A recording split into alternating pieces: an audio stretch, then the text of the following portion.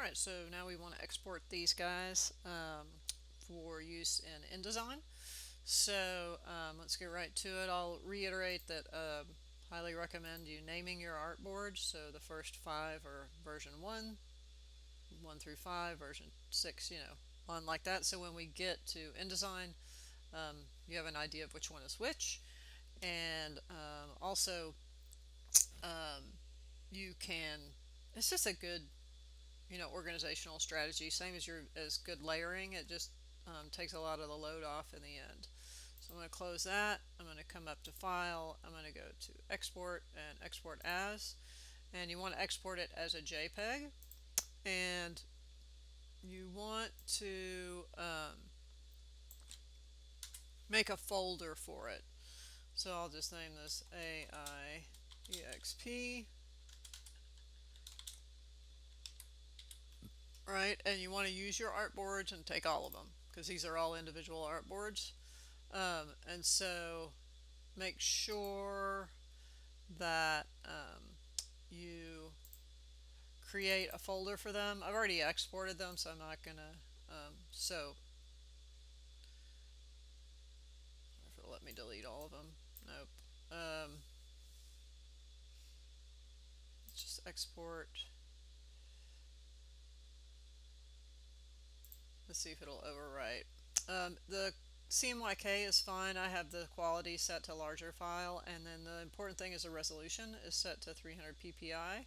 And if you click OK, it's going to replace all those, which is fine. So I'll replace all of them, and it'll now export all of those out. And then the next thing we'll do once that's done is minimize this guy. We'll open up InDesign, and we'll open up the template that you have. So if I open this guy up, and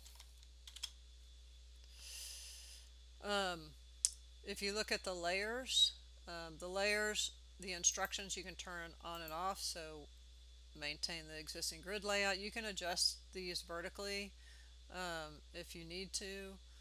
You will replace the drawing captions, place the full name and nickname if applicable, and maintain the font type and scale consistency. And then turn this layer off to print. So I turn that layer off. I'm going to go ahead and unlock the image layer, and let me pull one of these guys in. Right, so there's that image, and then I had this one for this guy, right? And then I don't know if I have a copy of the Campo Marzio. Maybe we'll leave that blank for right now, but if I pick this guy and then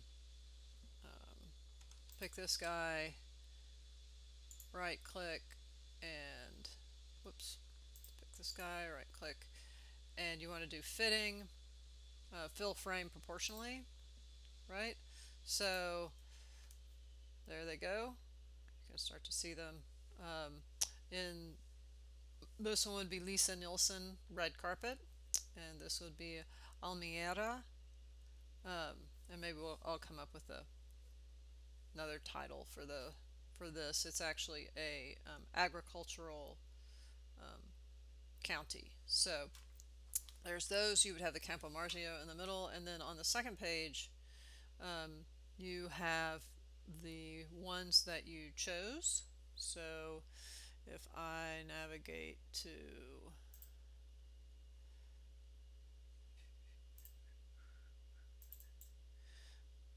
my AI export page, right?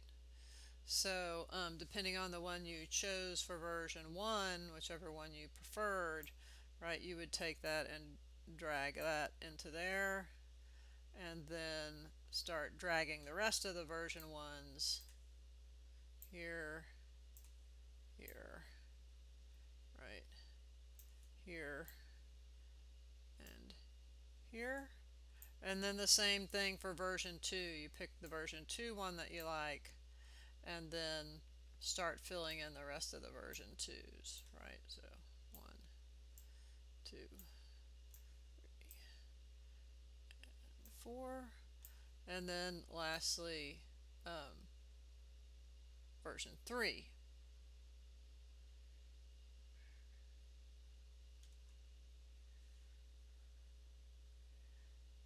Alright, so I can't remember, I think it was this one for version 3. That was the favorite one. And so I guess in the end it's not super exactly critical that you get them all in the exact right order, but you'll pull all of these guys in. Let's see if I can get that one in there. Yeah, and then pull that off, and then you can go through and pick these guys. Let's see if I can just, and if I right click, fitting, fill frame proportionally, right, and it'll fill all those guys. And you'll be printing this page and this page, and obviously updating this kind of stuff, and keeping the format and really spending your time working on the elements themselves. All right. I'll see you in class.